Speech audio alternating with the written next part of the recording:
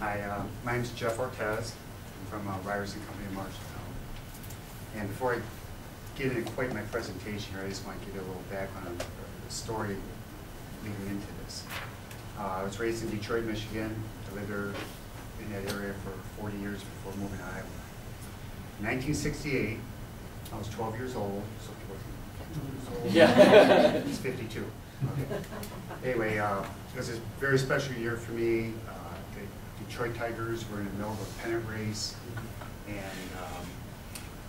September 17th, 1968, the Tigers actually clinched the playoffs. Clinched the playoffs to go to the World Series, and they were playing against the New York Yankees. The next day, my parents had box seats right next to the Yankee dugout at Tiger Stadium in Detroit to go to the game. Well, I was extremely jealous because my mother was going to go. She couldn't care less about baseball. It was just a night out, that type of thing. Well, that game got rained out. So the following day was a travel day, and it was because it was toward the end of the season, they had to make this game up on the travel day. So they had it at 1:30 in the afternoon, which back then was a rare experience, you know, having a day game except at Wrigley Field during the week. And my mother at that point didn't care about going, so my dad took me out of school and they took me there. It was probably about, this was back in 1968 in Detroit, so you got to remember a lot of people were still working. So there was only about 8,000 people at the game. And so it was my one chance to see Mickey Mantle play. I don't know if many of you ever heard Mickey Mantle. You know, if you're not baseball fans, most people have.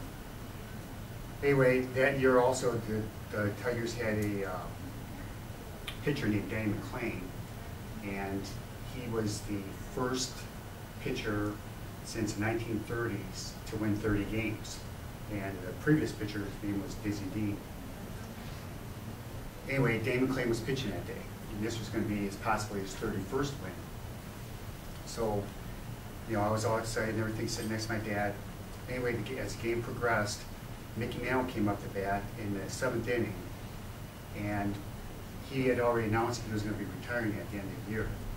And so we knew that this was going to be his last at bat at Tiger Stadium ever.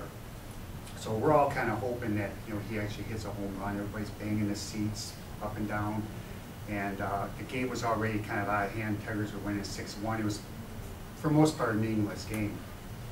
Anyway, we're pounding seats. Danny McLean fires one by him. He looks at it, strike one. Anyway, there was a little bit of a pause on the mound from McLean. Nobody could really tell what was going on. And so the next pitch, from right down the middle, Mickey Mantle blasted in the right field seats. So we're all cheering and everything. Well, that home run actually put him ahead of Ted Williams on the all-time home run list. And it ended up being the last home run he hit in his career.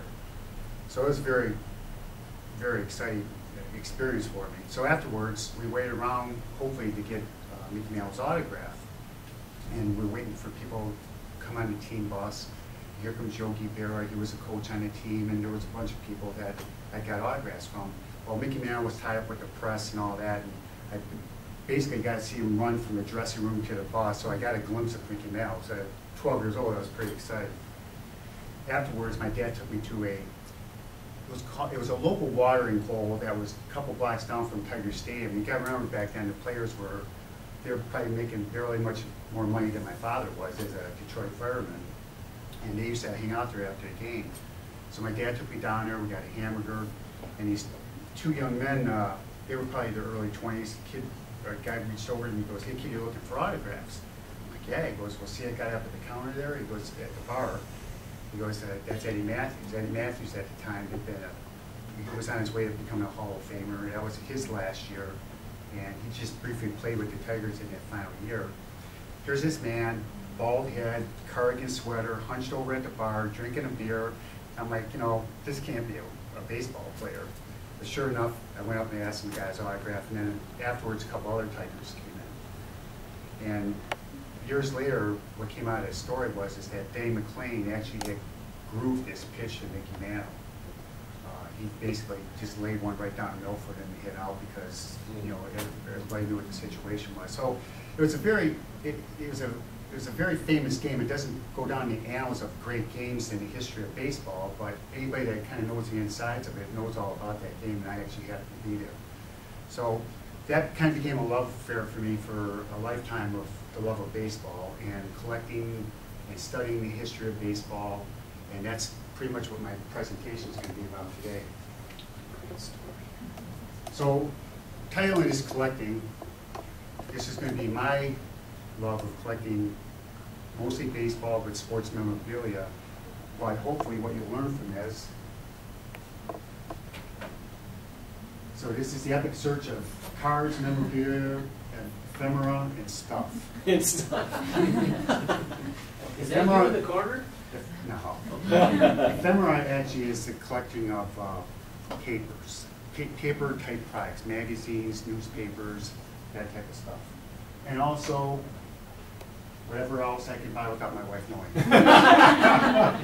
Is that why it's so small? That's right. That's right. By the end of this presentation, you'll learn many different facets of collecting, and I'll also help teach you how to protect your investments. A little background on the history of baseball cards. It's not exactly as we know them today.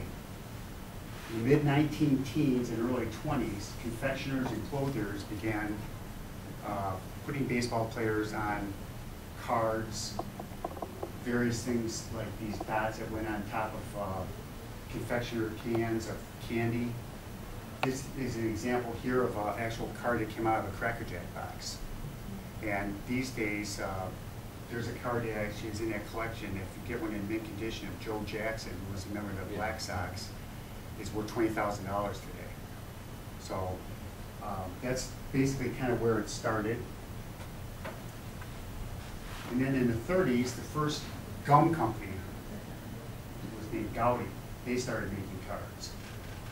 We have a few examples here.